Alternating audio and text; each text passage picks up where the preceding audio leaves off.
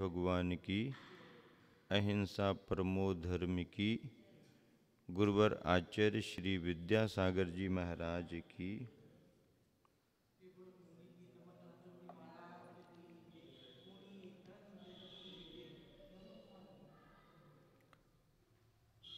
मूक माटी के संदर्भ में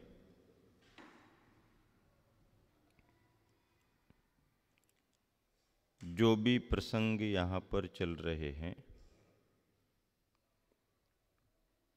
उन सभी में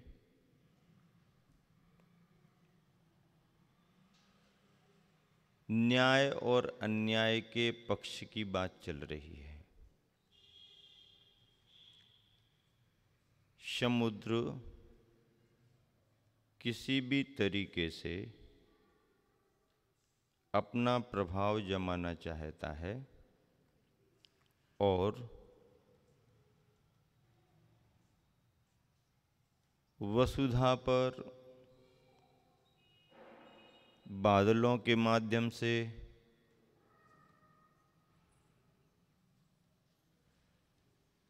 एक तरह से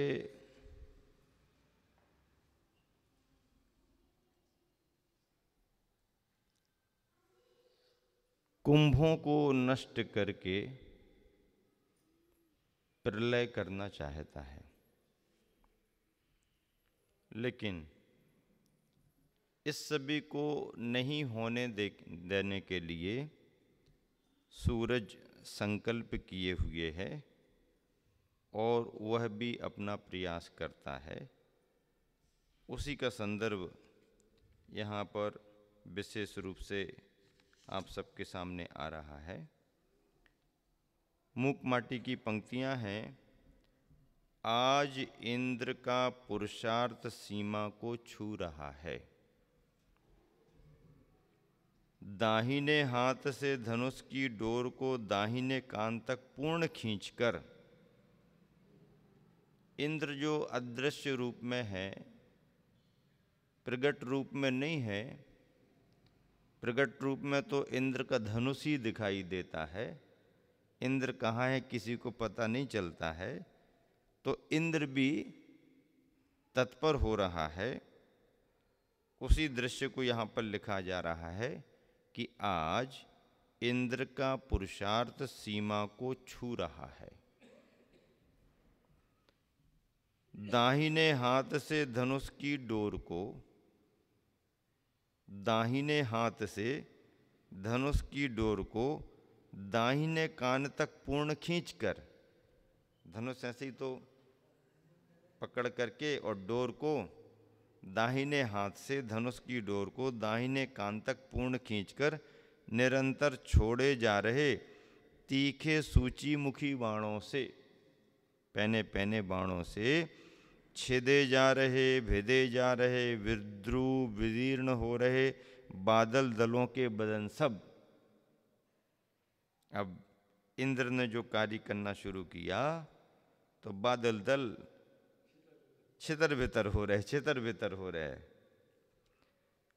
बरबर मरमर सी हो आई स्थिति उनकी, दयनीय सी गति रुलाई आती है। जहां देखें वहां भूकण ही भूकण, थोड़े से ही शेष हैं जलकण। भूखण भूखण बहुत हैं, थोड़े से ही हैं जलकण। यही कारण है कि सागर ने फिर से प्रेषित किए जल भरे लबालब बादल दल, और साथ ही साथ आगे क्या करना यह भी सूचित किया है। सूचित भावानुसार तुरंत बादलों ने बिजली का उत्पादन किया। अब बादलों ने बिजली को तैयार कर दिया। क्रोध से भरी बिजली कौंधने लगी, तड़कने लगी, कौंधने लगी। सबकी आंखें ऐसी बंद हो गईं, चिपक गई हों गोंद से कहीं। आंखें, बिजली चमकी तो आंखें कौंधने लगीं, मुंद गईं, गोंद से चिपक गई हों जैसे सूझ बूझ बुझ सी गई सबकी। औरों की क्या कथा, निसर्ग से अनिमेष रहा इंद्र भी, निमेष भर में निमेष वाला बन गया। अनिमेष इंद्र भी थोड़ा देखने लगा, यानी इंद्र की आंखें भी बार बार पलक मारने लगीं। तभी इंद्र ने आवेश में आकर अमोघ अस्त्र वज्र निकालकर बादलों के ऊपर फेंक दिया। बिजली चमकी तो इंद्र को भी चकाचौंध लगी, तो गुस्से में आकर, आवेश में आकर इंद्र ने अमोघ शस्त्र वज्र निकालकर बादलों के ऊपर फेंक दिया। वज्राघात से आहत हो मेघों के मुख से आह ध्वनि निकली, जिसे सुनते ही सौरमंडल बहरा हो गया। अब जब वज्र गिरता है तो गड़गड़ाहट की आवाज के साथ तो कानों में शून्यता आ जाती है। मेघों के मुख से आह ध्वनि निकली, जिसे सुनते ही सौरमंडल बहरा हो गया। रावण की भांति चीखना, रावण की भांति चीखना, मेघों का रोना वह अपशकुन सिद्ध हुआ सागर के लिए। रावण की भांति चीखना, मेघों का रोना वह अपशकुन सिद्ध हुआ सागर के लिए। और आग उगलती बिजली की आंखों में, आग उगलती बिजली की आंखों में भूरी भूरी धूली कण घुस घुस कर दुस्सह दुख देने लगे। ऐसी विषम स्थिति को देख बिजली भी कांपने लगी।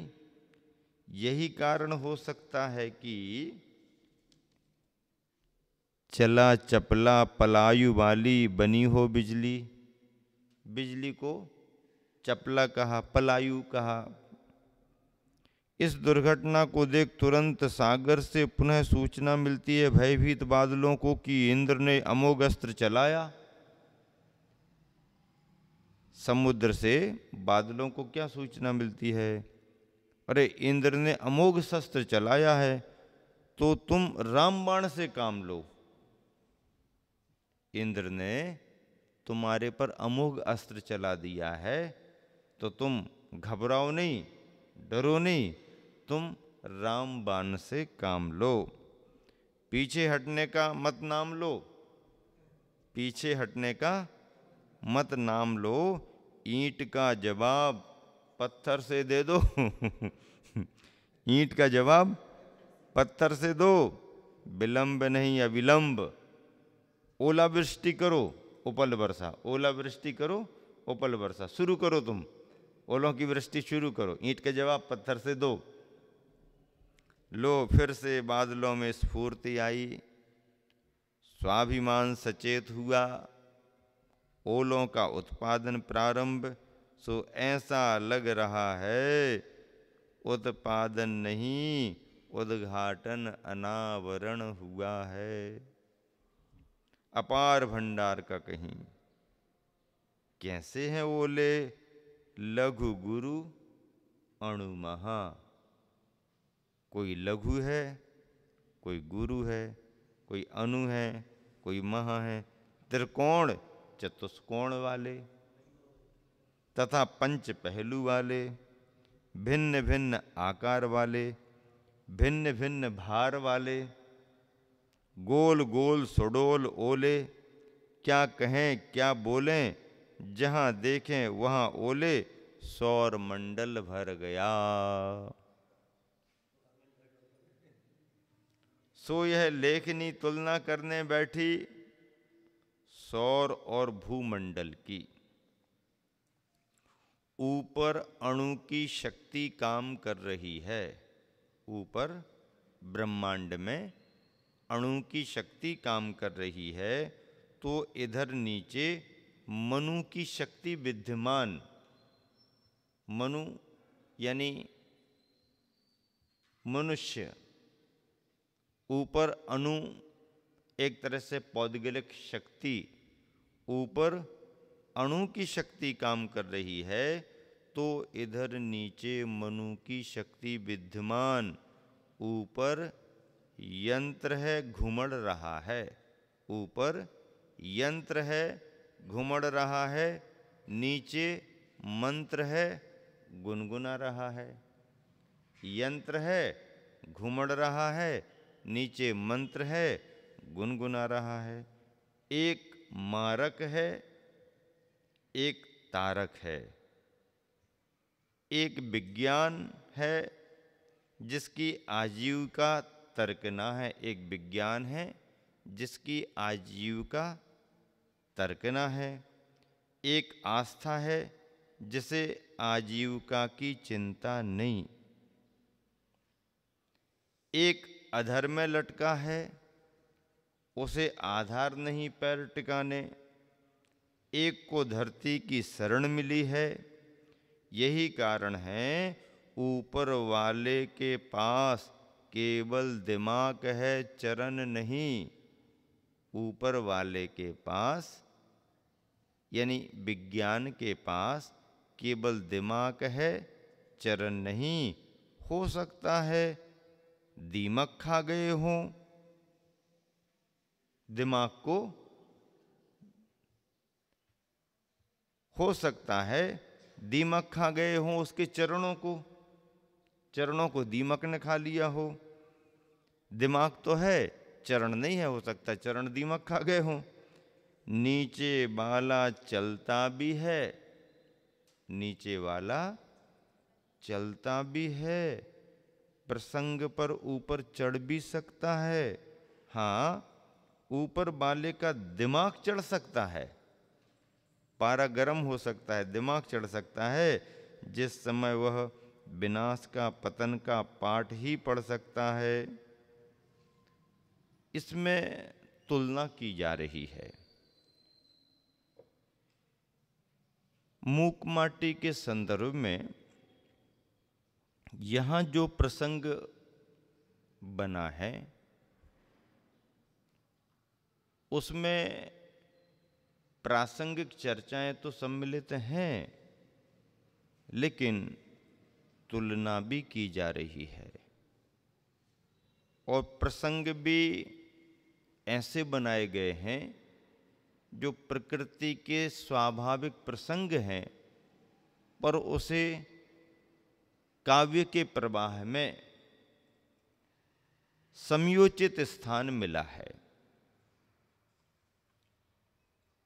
बादल बनते ही हैं, पानी गिरता ही है, धूली के कण उड़ते ही हैं। अधिक धूल उड़ जाए तो बादल ढक जाते हैं, सूरज के छिपने की भी स्थिति आती है। समुद्र अपने तरीके से अपना कार्य करता ही है। ये सब निसर्ग से चलता है। पर इस निसर्ग क्रम में आचार्य श्री ने जो प्रसंग बनाए हैं उसमें एक जीवंत कथानक जैसा चलने लगा। बारिश के समय में बादल घुमड़ते ही हैं, बिजलियां चमकती ही हैं, कहीं पर पविपात यानी विद्युतपात, वज्रपात होता ही है। इन सारे संदर्भों को बहुत अच्छे तरीके से प्रसंगानुसार उकेरा गया है, स्थान दिया गया है और उन्हें जोड़कर सूत्र और संदेश भी बनाए गए हैं। अभी एक तुलना और विशेष हो गई इस संदर्भ में सौरमंडल और भूमंडल की। सौरमंडल ऊपर कहलाता है, भूमंडल नीचे कहलाता है। सौरमंडल, भूमंडल और इन दोनों की वार्ताओं में, चर्चाओं में, स्वभावों में ऊपर अणु की शक्ति काम कर रही है तो इधर नीचे मनु की शक्ति विद्यमान। मनु मनुष्य की सामर्थ्य को मनुष्य को मनु कहा गया। अणु ब्रह्मांड है, खगोल है पूरा का पूरा, पिंड पर पिंड है, ग्रह पर ग्रह है, नाभिकीय मंडल माना जाता है। ऊपर अणु की शक्ति काम कर रही है तो इधर नीचे मनु की शक्ति विद्यमान। ऊपर यंत्र है घुमड़ रहा है, नीचे मंत्र है गुनगुना रहा है। एक मारक है, अणु की शक्ति अंततः हानि करने वाली होती है।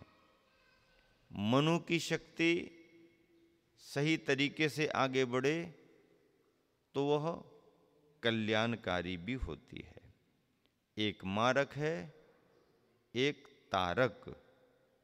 एक विज्ञान है जिसकी आजीविका तर्कना है।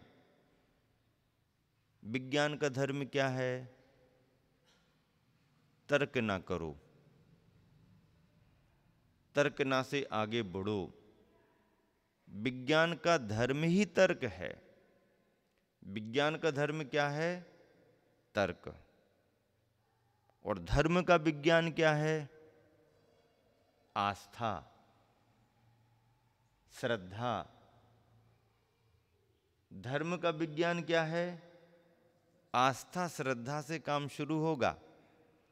यदि तुम्हारे में आस्था नहीं है, श्रद्धा नहीं है, तो धर्म की शुरुआत ही नहीं होगी।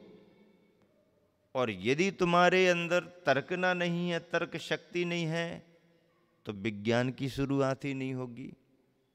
विज्ञान, विशिष्ट ज्ञान को विज्ञान कहते हैं। विशिष्ट ज्ञान, खोजपरक ज्ञान, विशेषताओं के साथ वस्तु को जानने का ज्ञान विज्ञान कहलाता है। विज्ञान का धर्म तर्कना है। तर्कना के बिना विज्ञान नहीं है। तो विज्ञान का धर्म तो तर्क पर टिक गया, लेकिन धर्म का विज्ञान क्या है? धर्म का विज्ञान आस्था, श्रद्धा, विश्वास से शुरू होता है। 4 शब्द हैं: विश्वास, बुद्धि, श्रद्धा और तर्क। 4 शब्द कौन कौन से हैं? विश्वास, बुद्धि, श्रद्धा, तर्क। विश्वास, बुद्धि, श्रद्धा, तर्क। विश्वास क्या कहता है? विश्वास कहता है कि मैं अंधेरी रातों में भी बेधड़क चला करता हूं। विश्वास क्या कहता है? मैं अंधेरी रातों में भी बेधड़क चला करता हूं। विश्वास का काम ऐसे ही है। अंधियारी रात भी हो, दमदार बेड़ा पार, निकल गए तो निकल गए। विश्वास कहता है कि मैं अंधेरी रातों में भी बेधड़क चला करता हूं। बुद्धि क्या कहती है? बुद्धि कहती है मैं तो दिन के उजियाले में भी भटक जाती हूं। बुद्धि क्या कहती है? मैं तो दिन के उजियाले में भी भटक जाती हूं। जहां ज्यादा बुद्धि लगाई तो वहीं से भटकन शुरू हुई। बुद्धि कहती है मैं तो दिन के उजियाले में भी भटक जाती हूं। श्रद्धा कहती है कि मैं पाषाण को भी भगवान बना देती हूं। श्रद्धा क्या कहती है? श्रद्धा क्या कहती है? मैं पाषाण को भी भगवान बना देती हूं। तो तर्क क्या कहता है? तर्क कहता है कि मैं भगवान को भी पाषाण बना देता हूं। तर्क भगवान को भी पाषाण बना देगा और श्रद्धा पाषाण को भी भगवान बना देती है। तो बुद्धि और तर्क जो है वो विज्ञान की दुनिया में चल रहा है, और श्रद्धा और विश्वास जो है वो धर्म की दुनिया में चल रहा है। अब विज्ञान का धर्म अलग है और धर्म का विज्ञान अलग है। विज्ञान का धर्म क्या है?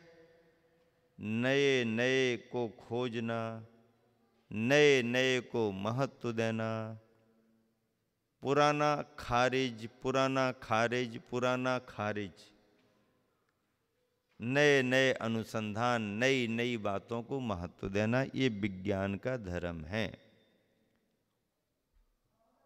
आज का कोई वैज्ञानिक पिछले वैज्ञानिकों की रिसर्च को अपने तर्कों से खारिज कर सकता है और नई नई बातें स्थापित कर सकता है। और विज्ञान की दुनिया में लेटेस्ट नया नया तुरंत में क्या आया है, तुरंत में आज तक अब तक क्या आया है, उसको ज़्यादा महत्व है। ये विज्ञान की दुनिया है कि नए को महत्व देना और पुराने को छोड़ देना या खारिज कर देना। लेकिन धर्म का विज्ञान क्या है?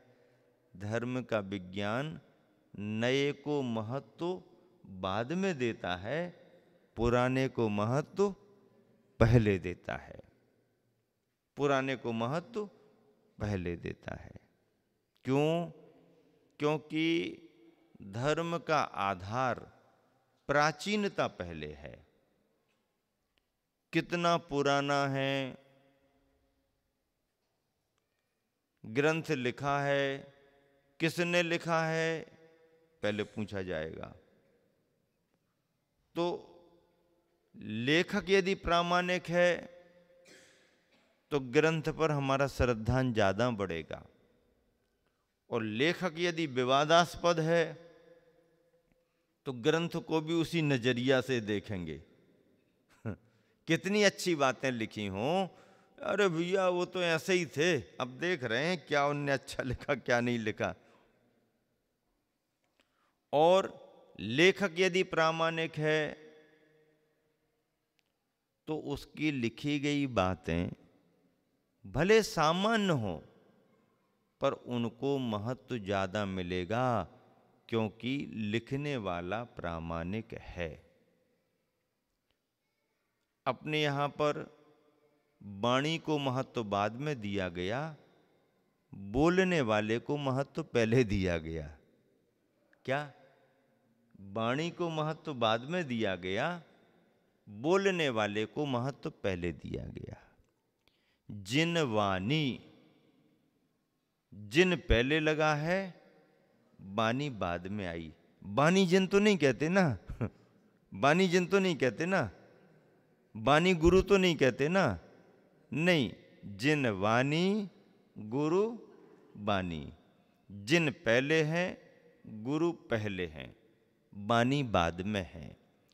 और वाणी का महत्व जिन से जुड़ने के कारण जिनवाणी के रूप में है, और वाणी का महत्व गुरु से जुड़ने के कारण गुरुवाणी के रूप में है। जिन पहले हुए, इसीलिए कहे गए को कहने वाले के साथ में महत्व दिया गया।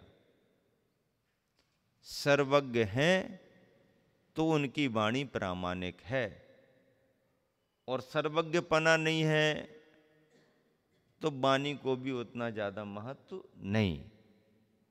सर्वज्ञ पहले होना, बीतरागी हो, सर्वज्ञ हो, तो फिर अपने आप हितोपदेशीपना आ जाएगा।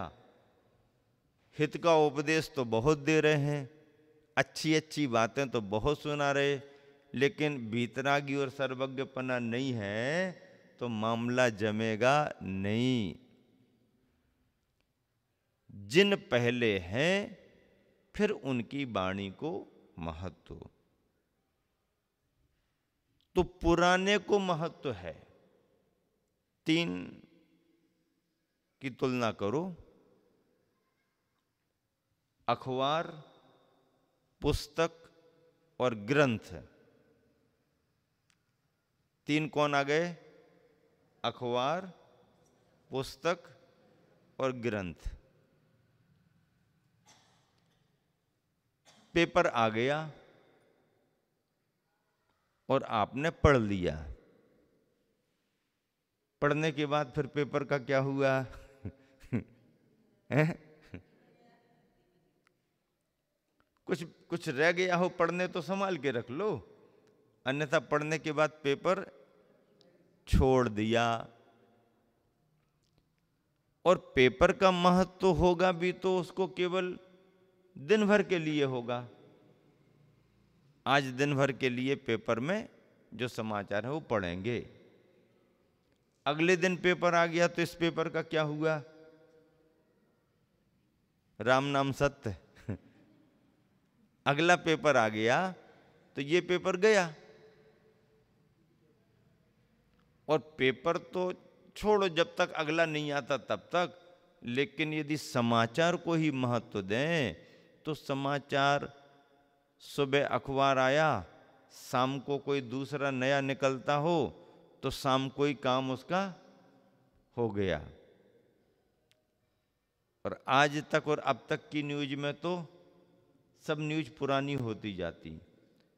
अखबार एक दिन का, अगले दिन का आते साथ ही इसका कोई महत्व नहीं। उम्र अखबार की कितनी? एक दिन की। जघन्य आयु उत्कृष्ट आयु। कर्मों की सुबह पढ़ करके आए, कर्मों की आयु में जघन्य आयु कितनी, उत्कृष्ट आयु कितनी? तो जघन्य आयु पेपर की कितनी होगी? जब तक तुमने पढ़ा नहीं सो पेपर की आयु है। पढ़ लिया, जघन्यता में गया। और पेपर की उत्कृष्ट आयु कितनी हो सकती है? जब तक तुम्हारे लिए दूसरा अखबार नहीं मिला। उत्कृष्ट आयु अखबार की एक दिन, ज्यादा से ज्यादा माने तो 24 घंटे की हो सकती। और जघन्य आयु कितनी होगी पेपर की, अखबार की? 10-20 मिनट, आधा घंटा। जब तक तुमने देखा नहीं तब तक, देखा सो जघन्य आयु, अल्पायुष्क हो गया। पुस्तक की आयु कितनी है? पुस्तक की आयु कितनी है? 1 साल की। पुस्तक की आयु कितनी है? पढ़ने वाला जो पढ़ रहा है उसके लिए 1 साल की है। अगली क्लास में जाएगा तो अगली पुस्तक काम आएगी। तो पढ़ने वाले विद्यार्थी की अपेक्षा से, कोर्स की अपेक्षा से, उसके लिए पुस्तक की आयु 1 वर्ष की हो सकती है। लेकिन वैसे देखा जाए तो पुस्तक की आयु तब तक है जब तक कि पुस्तक का कोर्स चेंज नहीं होता। पुरानी हो जाए तो हो जाए, रिपेयरिंग कराना पड़े तो करा लो, आजू बाजू कटिंग करा के नई बनाना, बाइंडिंग कराना करा लो, चलेगा। पुस्तक पुरानी भले हो जाए लेकिन पुस्तक बेकाम की नहीं होगी, काम की ही रहेगी।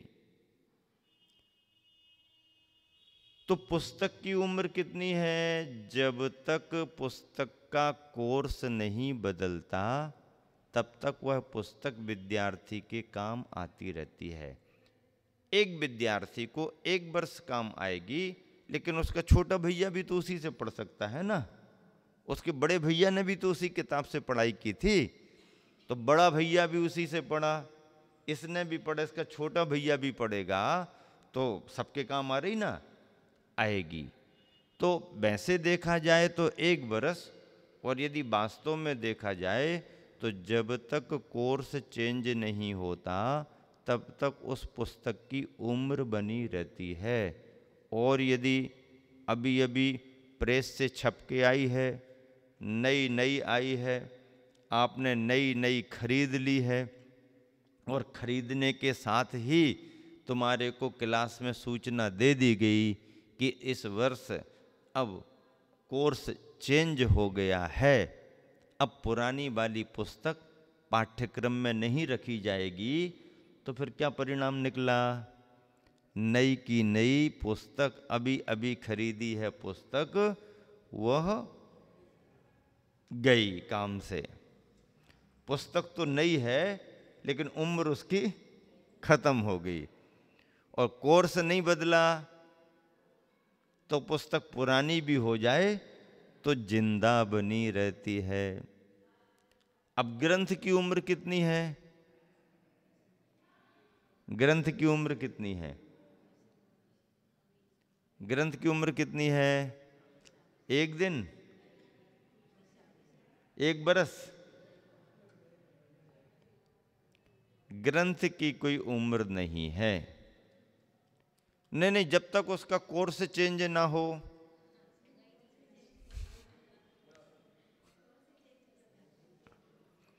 बाहर की स्कूली पढ़ाई के कोर्स को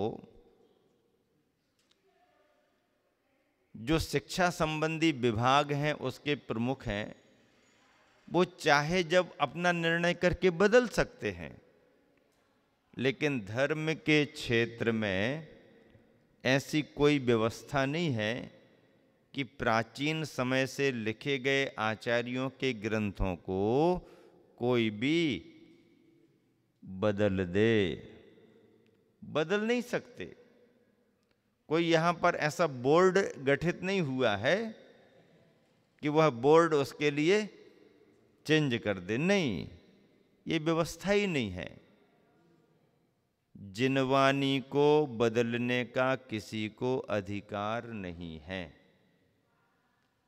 क्या कहा गांधी जी? सुन रहे हो ना? आवश्यकता अनुसार कहीं कोई अनजाने में कुछ त्रुटि हो गई, आचार्यों के द्वारा लेखन में नहीं हो पाती है, लिपि करने वालों के द्वारा, क्योंकि पहले प्रेस नहीं होते थे, आचार्यों ने लिख दिया, उसकी फिर प्रतियां तैयार होती थी, लिपिक होते थे। लिपिकर्ता से यदि कोई कहीं कुछ छूट गया, कुछ हो गया और अपन को अन्य ग्रंथों में मिलता है तो वो बात अलग है। और दूसरी बात यह है कि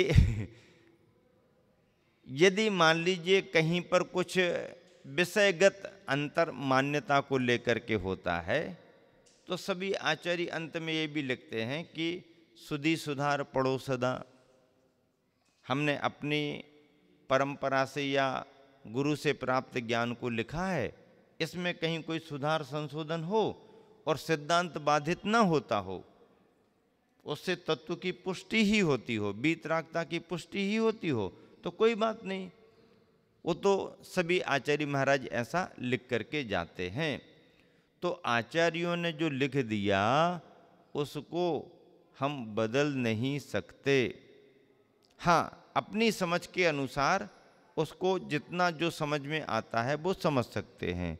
तो हमने क्या कहा कि जिनवानी को बदलने का किसी को अधिकार नहीं है। जिनवानी को बदलने का किसी को अधिकार नहीं है। हाँ, जिनवानी को पढ़ करके अपने को बदलने का सभी को अधिकार है। क्या? हाँ, जिनवानी को पढ़ करके अपने को बदलने का सभी को अधिकार है। समझ में आया कि नहीं आया? आया समझ में? सुन रहे कि नहीं सुन रहे? सुन रहे, बराबर सुन रहे, ध्यान से सुन रहे। सुनो, दीपावली का समय आ रहा है, ये सभी बातें ध्यान से सुनते जाना। जिनवानी को बदलने का किसी को अधिकार नहीं।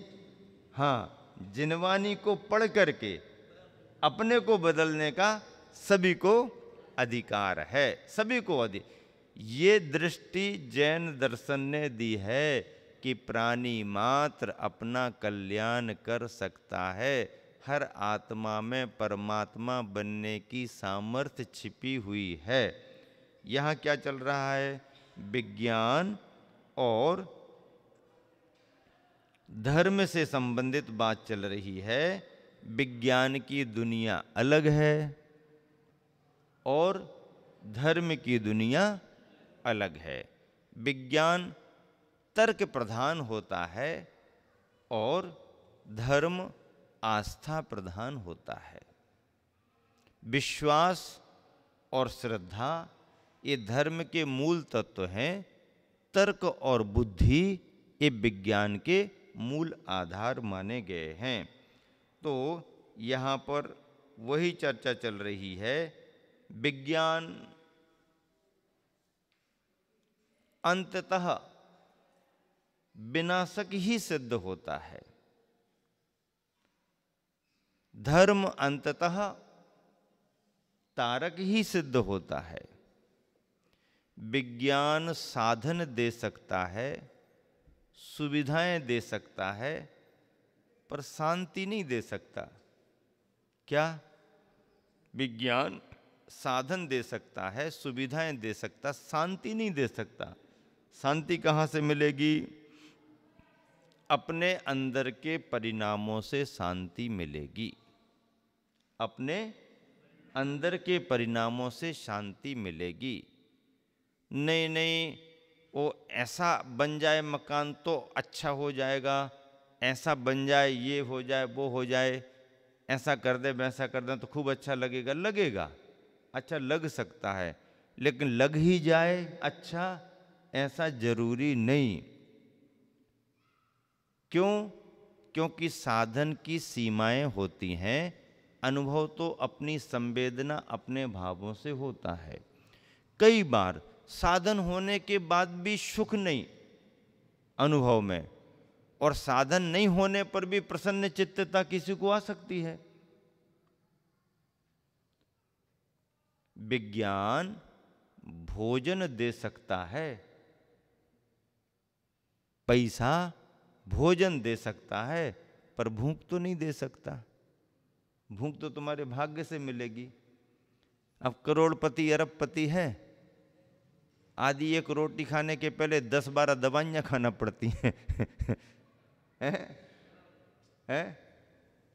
और फिर पुण्य के योग से सब कुछ मिला है, पर डॉक्टर ने सब कुछ खाने को मना कर दिया ये भी नहीं, ये भी नहीं। अरे तुम तो भले चंगे हो, अभी बहुत सारी चीज़ें ले रहे हो। बड़े बड़े अमीरों को तो देखो ऐ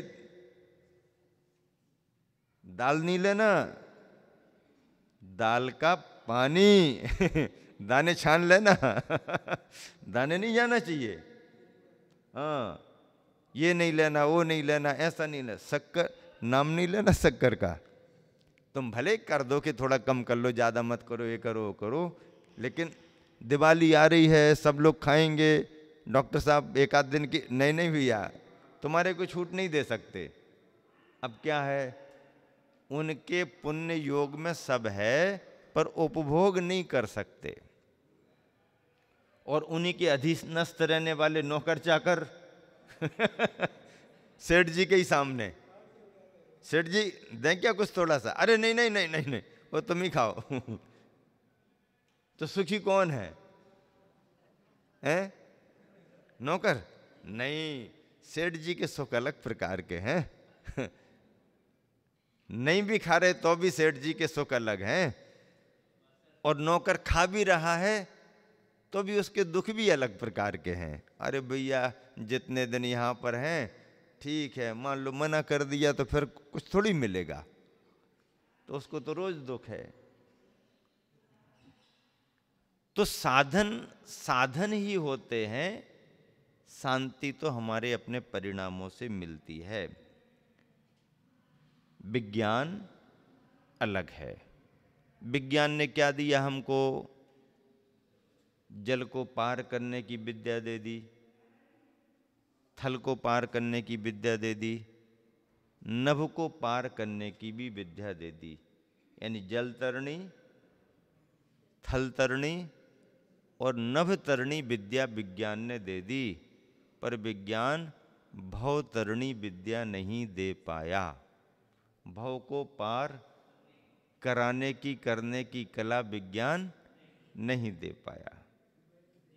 ये तो धर्म ही दे सकता है। इसलिए विज्ञान का अपनी जगह महत्व है, पर धर्म का उससे भी ज्यादा अपनी जगह महत्व है। पर ऐसा भी है, विज्ञान के बिना धर्म भी अधूरा है और धर्म के बिना विज्ञान भी अधूरा है। इसलिए भगवान के ज्ञान को वीतराग विज्ञान कहा है। सामान्य ज्ञान थोड़ी है, वीतराग विज्ञान। और तीन भुवन में सार वीतराग विज्ञानता। तो विज्ञान के बिना धर्म अधूरा है और धर्म के बिना विज्ञान भी अधूरा है। यहाँ पर जो संदर्भ चल रहा है बहुत प्रेरक है। ऊपर अणु अणु की शक्तियाँ भरी हुई हैं सौरमंडल में, और नीचे मनु मनु की शक्तियाँ भरी हुई हैं भूमंडल पर। ऊपर सौरमंडल, नीचे भूमंडल और बीच में पिछी कमंडल। ऊपर सौरमंडल, नीचे भूमंडल और बीच में पिछी कमंडल।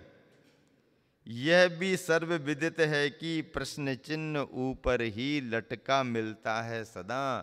प्रश्न चिन्ह ऐसा रहता ना, क्वेश्चन मार्क, प्रश्न चिन्ह ऊपर ही लटका मिलता है, जबकि पूर्ण विराम नीचे। पूर्ण विराम नीचे। प्रश्न का उत्तर नीचे ही मिलता है। प्रश्न का उत्तर नीचे ही मिलता है, ऊपर कदापि नहीं। उत्तर में विराम है। उत्तर में विराम है। शांति अनंत। प्रश्न सदा आकुल रहता है। उत्तर के अनंतर प्रश्न ही नहीं उठता। प्रश्न का जीवन अंत सिंधु में बिंदु विलीन ज्यों। उत्तर के अनंतर प्रश्न ही नहीं उठ पाता। उत्तर मिल गया, बात खत्म हो गई। प्रश्न के जीवन का अंत हो जाता है, क्योंकि सिंधु में बिंदु मिल गई, विलीन हो गई। इस तरह लेखनी से हुई तुलना में अपना अवमूल्यन जानकर ही मानो। अब लेखनी से हुई तुलना, लेखनी ने सौरमंडल और भूमंडल की जो तुलना कर दी, एक तारक एक मारक, ऊपर अणु की शक्ति, नीचे मनु की शक्ति, तो अपना अवमूल्यन जानकर ही मानो निर्दय होकर टूट पड़े भूकणों के ऊपर अनगिन ओले। अब बादलों से निकल निकल करके ओले टूट पड़े। धरती कैसी कैसी मनु की शक्ति, कैसा मंत्र, क्या गुनगुना रहे हो हम देखते हैं। और निर्दय होकर टूट पड़े भूकणों के ऊपर अनगिन ओले प्रतीकार के रूप में अपने बल का परिचय देते। मस्तक के बल भूकणों ने भी ओलों को टक्कर देकर, मस्तक के बल भूकणों ने भी ओलों को टक्कर देकर उछाल दिए शून्य में। भूकणों ने उन ओलों को उछाल दिया शून्य में, बहुत दूर धरती के कक्ष के बाहर। धरती के कक्ष के बाहर बहुत दूर ओलों को उछाल दिया। अब लिखते समय आचार्य श्री ने इस प्रसंग में जब भूकणों के द्वारा ओलों के लिए ऊपर उछाल दिए जाने का प्रसंग लिखा, तो उस समय आचार्य श्री के मानस में विज्ञान की दुनिया के वो प्रसंग भी घूम रहे थे जो वैज्ञानिकों ने रिसर्च के माध्यम से बड़े बड़े काम किए, अनुसंधान किए। और क्या लिख रहे हैं? ओलों को टक्कर देकर भूकणों ने उछाल दिया शून्य में, आकाश में बहुत दूर धरती के कक्ष के बाहर। आर्यभट्ट रोहिणी आदि उपग्रहों को उछाल देता है यथा प्रक्षेपास्त्र। जैसे प्रक्षेपास्त्र आर्यभट्ट और रोहिणी आदि उपग्रहों के लिए धरती से ऊपर उछाल देता है। अब ये दो नाम आ गए। इस टकराव से कुछ ओले तो पल भर में फूट फूट कर बहुभागों में बट गए, और वह दृश्य एक भी ओला नीचे आकर, और वह दृश्य ऐसा प्रतीत हो रहा है कि परिमल पारिजात पुष्प पांखुरियां ही मंगल मुस्कान बिखेरती नीचे उतर रही हूं धीरे धीरे, जो स्वर्गों से बरसाई गई। देवों से धरती का स्वागत अभिनंदन है। कुछ ओलों को पीड़ा ना हो, यूं विचार कर ही मानो उन्हें मस्तक पर लेकर उड़ रहे हैं भूकण। सो ऐसा लग रहा है हनुमान अपने सर पर हिमालय ले उड़ रहे हों। धूलि के कण ओलों के लिए उछाल रहे हैं, उड़ रहे हैं, तो ऐसा लग रहा है जैसे हनुमान अपने सर पर, ओले सफेद सफेद होते हैं, तो हिमालय ले उड़ रहे हों। घटना का यह क्रम घंटों तक चलता रहा लगातार। इसके सामने स्टार वार, जो इन दिनों चर्चा का विषय बना है, विशेष महत्व नहीं रखता। आचर्षी ने स्टार वार की भी चर्चा कर दी। ऐसा स्टार वार जो इस समय चर्चा का विषय बना हुआ है, पर इस दृश्य के सामने कोई महत्व नहीं रखता। क्या है ये? आर्यभट्ट, रोहिणी आदि उपग्रहों की चर्चा क्यों आई, कैसे आई? आर्यभट्ट के बारे में ये है, भारत का पहला उपग्रह, जिसे इसी नाम के महान भारतीय खगोल शास्त्री के नाम पर नामित किया गया है। यह सोवियत संघ द्वारा 19 अप्रैल 1965 को, सोवियत संघ जब था, सोवियत संघ द्वारा 19 अप्रैल 1965 को कासमास 3M प्रक्षेपण वाहन द्वारा काश्युति नयाद से प्रक्षेपित किया गया था। यह भारतीय अंतरिक्ष अनुसंधान संगठन इसरो द्वारा निर्माण और अंतरिक्ष में उपग्रह संचालन में अनुभव प्राप्त करने के लिए बनाया गया था। भारतीय वैज्ञानिकों ने इसे तैयार किया और सोवियत संघ के सहयोग से इसको प्रक्षेपास्त्र के रूप में आगे किया गया, अंतरिक्ष में भेजा गया। ये आर्यभट्ट है। आर्यभट्ट भारतीय वैज्ञानिक रहे और उनके नाम से ही इसके लिए ये किया गया, उनका उपग्रह उनके नाम से। रोहिणी क्या रहा? भारतीय अंतरिक्ष अनुसंधान संगठन इसरो द्वारा शुरू की गई उपग्रहों की एक श्रृंखला है। रोहिणी श्रृंखला में 4 उपग्रह थे, जो सभी भारतीय उपग्रह प्रक्षेपण वाहन द्वारा प्रक्षेपित किए गए थे, और जिसमें से 3 सफलतापूर्वक कक्षा में स्थापित हो गए। चारों उपग्रह सन 1979 से 1983 के बीच सतीन धवन अंतरिक्ष केंद्र से प्रक्षेपित किए गए थे। ये 2 हो गए, आर्यभट्ट और रोहिणी। अब स्टार वार क्या था, जिसकी चर्चा मूक माटी में आचार्य ने लिखी। देखो, चल तो रही है मूक माटी, लेकिन आचार्य श्री ने कहां कहां के प्रसंगों को ख्याल में रख करके उन उपग्रहों की चर्चा को अपने काव्य संवाद में मूक माटी के प्रसंगों में कैसे जोड़ा है। मतलब अपने कथानक में विज्ञान के बिंदुओं को, विज्ञान के संदर्भों को कितने अच्छे तरीके से जोड़ा है। स्टार वार क्या था?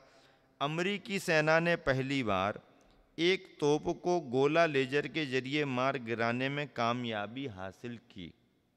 तोप के लिए गोला लेजर के माध्यम से मार गिराने में कामयाबी हासिल की। लेजर ने पहले इस गोले को ढूंढकर उस पर निशाना साधा और फिर ऊर्जा कणों की बौछार कर उसे नष्ट कर दिया। सन 1983 में अमेरिका के पूर्व राष्ट्रपति रोनाल्ड रेगन ने अंतरिक्ष में मिसाइल छतरी की योजना बनाई थी, जिसे स्टार वार कहा जाता था। उसका नाम स्टार वार अमेरिका के राष्ट्रपति, पूर्व राष्ट्रपति रोनाल्ड रीगन ने इस कार्य को किया था, जिसे स्टार वार कहा जाता था। उसमें भी लेजर के इस्तेमाल का इरादा था।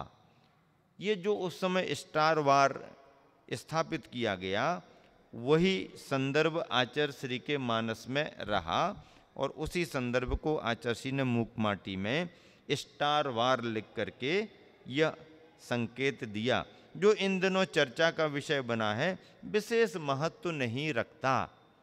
होगा तुम्हारा अंतरिक्ष में कुछ भी, तुमने ये किया वो किया, लेकिन यहाँ तो देखो कि ऊपर से ओले आ रहे हैं और नीचे से धूली के कण उनको वापस वहीं पर भिजा रहे हैं। तुम्हारे से भी ज़्यादा इसमें इसका महत्व है। इस तरह अब और क्या चर्चा चलती है, ऊपर घटती हुई घटना का अवलोकन खुली आंखों से कुंभ समूह भी कर रहा। ये सब हो रहा तो घड़े कुंभ भी इस सब को देख रहे, पर कुंभ के मुख पर भीति की लहर वैषम्य नहीं है। कुंभ को बिल्कुल भी डर नहीं, सहज साक्षी भाव से बस सबको संवेदित है। सरल गरल शकल शकल सब, सरल गरल सकल शकल सब। इस पर भी विस्मय की बात तो यह है कि क्या है, एक भी ओला नीचे आकर कुंभ को भग्न नहीं कर सका। एक भी ओला नीचे आकर कुंभ को भग्न नहीं कर सका। जहाँ तक हार जीत की बात है, भूकणों की जीत हो चुकी है, भूकणों की जीत हो चुकी है और बादलों ओलों के गले में हार का हार लटक रहा है। हार का हार, किसका हार? जीत का हार नहीं, हार का हार लटक रहा है। सुरभि सुगंधि से रहित मृतक मुरझाया हुआ, सुरभि सुगंधि से रहित मृतक मुरझाया हुआ। तथापि नए नए बादलों का आगमन, नए नए बादलों का आगमन, नूतन ओलों का उत्पादन, बीच बीच में बिजली की कौंध, संघर्ष का उत्कर्षण प्रकर्षण, कलह कसम कस धूर्तता, सागर के विषम संकेत क्रूरता, सागर के विषम संकेत क्रूरता आदि आदि, यह सब पराभव के बाद बढ़ता हुआ दाह परिणाम है। पराभव के बाद बढ़ता हुआ दाह परिणाम है। क्रोध का पराभव होना सहज नहीं, क्रोध का पराभव होना सहज नहीं, क्रोध जल्दी जाता नहीं। क्रोध बाहर से चला भी जाए तो अंदर अंदर अंदर अंदर अंदर अंदर वो, हाँ, खिचड़ी जैसा प्लेट के अंदर प्लेट के अंदर खिचड़ी जैसे क्या करती रहती है, क्या करती रहती है? बेसन बनाया कभी किसी ने? बेसन, बेसन जल्दी जल्दी शाम को गरम गरम बना लो, जल्दी जल्दी, हाँ। टाइम कम है, जल्दी थोड़ा सा चने का आटा डाला, जीरा डाला, धनिया डाला, थोड़ी हल्दी डाली और अपने मसाला वसाला डाल के रख दिया पानी डाल के। अब बस अब बनता है, बनता है तो फिर उसमें से धीरे धीरे एक एक फूटते हैं। एक फूटेगा, दूसरा फूटेगा, जैसे जैसे आंच लगेगी वो बस धीरे धीरे फूटना शुरू करेगा और जब धीरे धीरे वो अच्छा सा पकना शुरू होगा तो फिर उसकी स्पीड बढ़ती है। खदबद खदबद खदबद खदबद आता है, क्यों कांतिलाल जी, है ना? खदबद खदबद खदबद होता रहता है। फिर जब ज़्यादा आवाज़ आने लगे तो क्या समझ लेते हैं? हाँ, पक गया। उसकी गंध भी आने लगती है, गंध भी आने लगती है। खिचड़ी भी ऐसे ही काम करती है, खिचड़ी भी अपनी धीरे धीरे स्पीड पकड़ती है, एकदम शुरू में स्पीड थोड़ी पकड़ती है वो, हाँ, धीरे धीरे स्पीड पकड़ती है। फिर अपन को समझ में आ जाता है कि हाँ बराबर पक गई है, बराबर बन गई है। तो ये जो अंदर अंदर होता है ना, ये जल्दी शांत नहीं होता, चाणक्य और चंद्रगुप्त की चर्चा में ये बार बार बार बार पाटलिपुत्र पटना पर कब्जा करना चाह रहे थे और सीधे धावा राजधानी पर बोलते थे।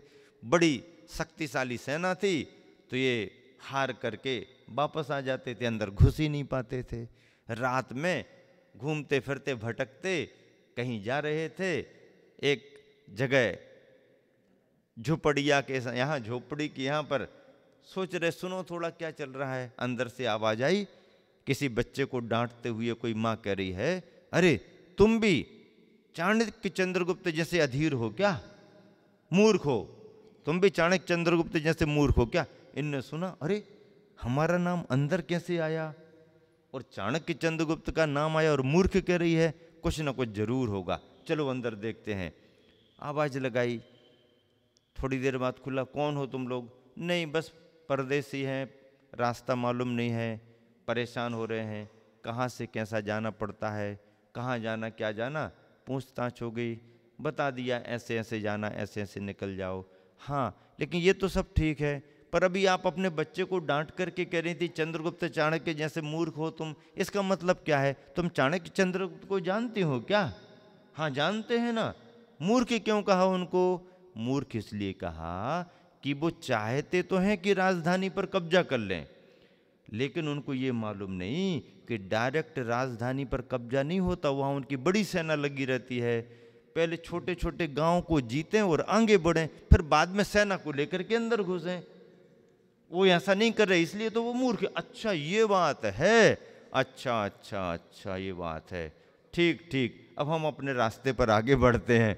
बताया नहीं और निकल गए, उनको मंत्र मिल गया, अच्छा ये बात है। फिर उन्होंने थोड़ा थोड़ा इकट्ठा किया सेना को, आसपास के छोटे छोटे मोहल्ले गांव को जीता, और जब इकट्ठी भीड़ भाड़ हो गई तो एक साथ धावा बोल दिया, धावा बोल दिया तो जीत लिया। ये मंत्र है। बच्चा क्या कर रहा था, खाना खाते समय माँ ने खिचड़ी बना करके रखी और बीच में ही उसने हाथ डाल दिया बीच में हाथ डाल दिया, बीच में हाथ डाला तो जल गया, गरम है गरम है गरम है। तो माँ कहती है एकदम बीच में हाथ क्यों डाल रहा, किनारे किनारे से किनारे किनारे से निकालना शुरू करना, किनारे किनारे से निकालना शुरू कर। किनारे किनारे से निकालेगा तो धीरे धीरे अंदर चला जाएगा, अब बीच में ही हाथ डालेगा तो जलेगा नहीं तो और क्या होगा। चाणक्य जैसे मूर्ख तुम भी हो क्या कि वो सीधे डायरेक्ट बीच में राजधानी में जा रहे हैं, किनारे किनारे से चलना शुरू करें। तो ऐसे ही तो होता है चौकों में, जब कोई गर्म चीज आ जाती है किनारा किनारा बना करके उसको करते हैं। किनारे किनारे से करके आगे जल्दी बढ़ा जा सकता है, एकदम बीच में ही जाने में असुविधा हो जाती है। इस तरह से चाणक्य और चंद्रगुप्त को संबोधित करते हुए उस बुढ़िया ने अपने बच्चे को शिक्षा दी, और उस बुढ़िया की शिक्षा के कारण इन दोनों को भी शिक्षा मिली। फिर इन्होंने जो कार्य किया ऐतिहासिक हुआ, राष्ट्र की समृद्धि के लिए हुआ, राष्ट्र की रक्षा के लिए हुआ। तो क्रोध का पराभव होना सहज नहीं, ऊपर ऊपर से गुस्सा चली भी जाए तो भी अंदर अंदर खदबद खदबद खदबद खदबद करती रहती है। संजुलन में तो आया और गया, आया और गया, आया और गया, अगले क्षण ही पता नहीं पड़ता कि कहाँ से आया कहाँ गया, कुछ रहता ही नहीं है। लेकिन यदि संजुलन की भूमिका नहीं है तो पत्थर की लकीर के समान भी अनंतानुबंधी में कसाय की स्थिति बंध जाती है। इस तरह से समय आपका हो गया है और ये विषय भी यहाँ पर विराम लेता है। मूक माटी के प्रेरक संदर्भ हम सभी को निरंतर प्रेरणा दे रहे हैं। आने वाले दिनों में और चर्चा करेंगे। महावीर भगवान की।